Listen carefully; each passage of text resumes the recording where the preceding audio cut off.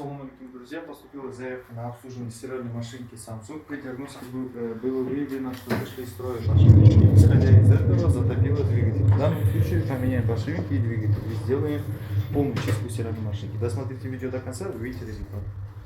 Разобрали стиральную машинку Samsung. Состояние до чистки. Подшипники уже полностью расцепились. И темп тоже уже под замену. Это мы уже узнали, когда разобрали. Посадочное место подшипника и сальника тоже будет полностью чиститься. И состояние корпуса с внутренней стороны. И вот сверху. Сверху тоже надо будет полностью ржавчину убрать, покрасить. Так, стиральная машинка Samsung полностью почистили. Корпус, верхнюю часть и нижнюю часть тоже полностью покрасили. Надо будет поменять подшипники, амортизатор и плюс тен, и мотор тоже. Сейчас соберем, включим схеме и покажем. Так, друзья, стиралка Samsung 6 килограммовая EcoBubble. Полностью почистили машинку, поставили на проверку с химией. Как пройдет полный цикл, отвезем клиенту домой.